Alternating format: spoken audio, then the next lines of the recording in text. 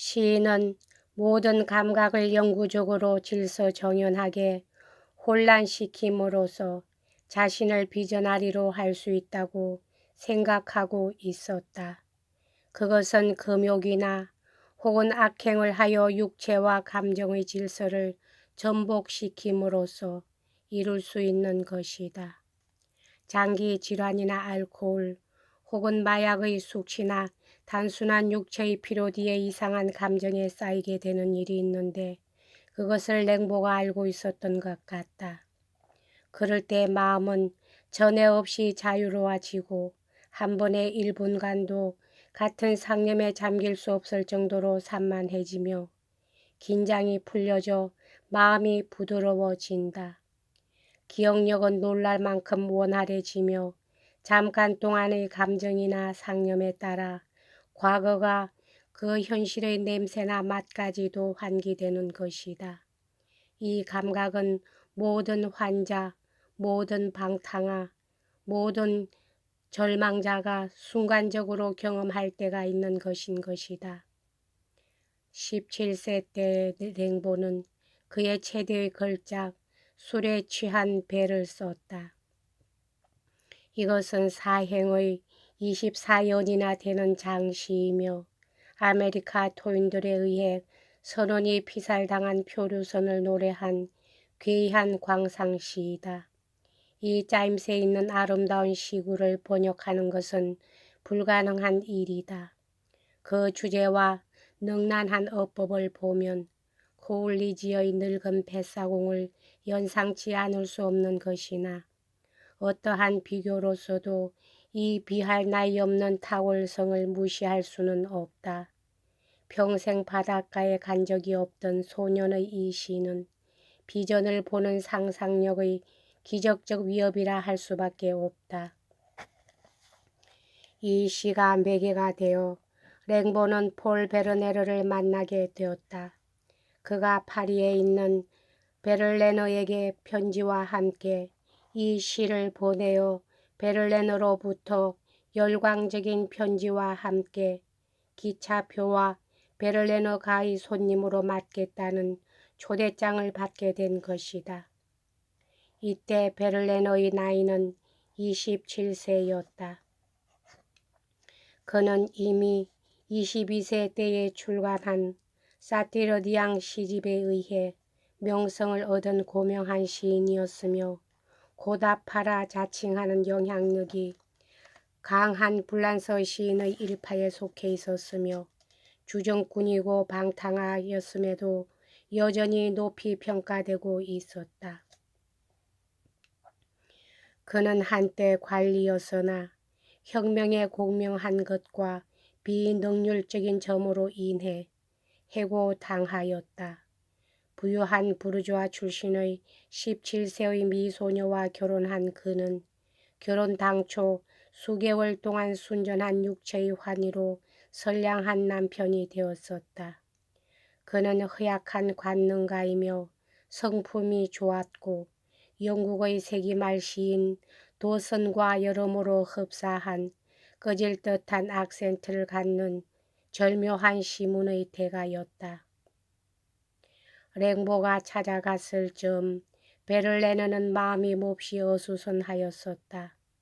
처의 출산이 임박하였고 처의 양친과의 동거 생활이 계속되고 있었던 것이다. 그는 샤를르벨 출신의 경탄할 만한 시인에 대해 처와 장모에게 말한 바 있어서 그는 랭보를 자기와 동년배로 생각하고 있었다. 그녀들은 이 숨은 일제와 만나게 될 날을 학수고대하고 있었다. 그러나 응접실에 나타난 것은 더러운 옷을 걸친 농군같이 얼굴에 불그스레한 키가 커다란 더벅머리 소년이었으므로 그녀들은 적지 않이 당황하였다. 베를레너는 그를 따뜻하게 맞이하였으나 다른 이들은 그를 달갑지 않게 여기는 것을 랭보는 눈치챘다. 남에게 호감을 주지 못했다고 느낄 때는 어느 때고 그러하였지만 이때도 그는 유달리 방약한 거동을 부려 부르주아에 대한 경멸을 숨기려 하지 않았고 사교적인 것을 싫어했다. 자꾸만 스캔들을 일으킬 경향이 많아졌으니 그가 그 집에 오래 머물 수 없었던 것도 놀라울 것 없다. 이윽고 그는 자취를 감추어 버렸다. 베를레르는 친구에게 대한 열의와 집안 사람들에 대한 배려로 입장이 몹시 난처하였던 것이나 랭보가 실종하자 그에 대한 열의가 앞서게 되어 이 행방불명의 시인을 두루 찾아다녔다. 2주일 후 우연히 길거리에서 그를 만났다. 랭보는 초췌하여 볼이 움푹 파여 있었다. 그는 또다시 쓰레기통을 뒤지고 남의 집 처마 끝에서 잠자는 처참한 생활을 했던 것이다. 연민의 눈물을 글썽거리며 베를레너는 그에게 식사를 주고 숙소를 마련하여 주었다. 그러나 랭보는 감당할 수 없었다. 얼마 안 가서 다시 노상 생활로 되돌아간 것이다. 그는 비위생적인 습관으로 말미암아 가는 곳마다 천대를 받게 되었다. 어느 때 베를레너의 처가 베갯잇을 갈려고 객실에 들어갔다가 베개에 이가 수없이 굼실거려 아연했다는 것이다. 이 말을 들은 베를레너는 다만 길에서 목사를 만날 때 던져주려고 일부러 일게 하는 거야 라고 말했을 뿐이라고 한다. 하여간 랭보와 베를레너의 유명한 교훈은 이렇게 시작되었다.